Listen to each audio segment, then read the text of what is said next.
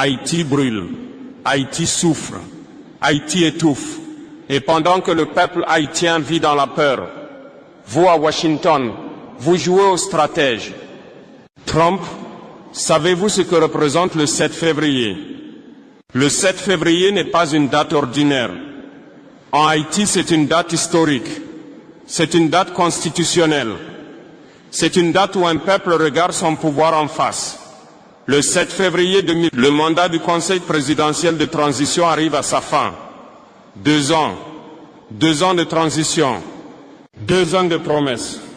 2 ans de chaos. Et je pose une question simple. Qu'est-ce qui a changé pour le peuple? Rien.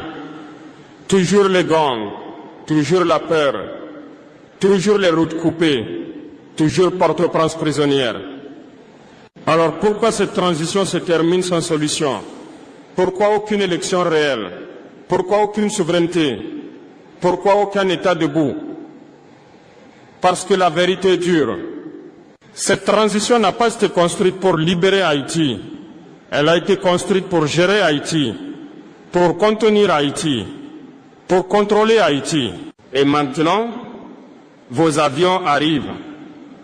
Monsieur Trump, hier encore, des avions militaires américains ont atterri à Port-au-Prince. Des navires américains sont dans la baie et vous osez appeler cela de l'aide? Non. Le peuple haïtien connaît ce langage. Quand les grandes puissances arrivent avec des uniformes, ce n'est jamais pour la dignité des peuples. C'est pour leurs intérêts. Haïti n'est pas un pion. Haïti est la première nation noire libre de l'histoire. Et cette terre a déjà brisé des empires. Monsieur Trump, regardez Haïti dans les yeux. Vous ne pouvez pas parler de démocratie pendant que vous soutenez des transitions sans peuple.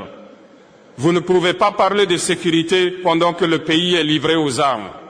Vous ne pouvez pas parler de justice pendant que Haïti est traité comme une zone sous tutelle. Peuple haïtien, le 7 février n'est pas seulement une fin de mandat, c'est un avertissement, un tournant, un moment où l'histoire regarde. Et l'histoire demande, Haïti va-t-elle se relever ou être imposée? Trump, pourquoi soutenez-vous Alix Didier Fils-Aimé, qui décide pour Haïti?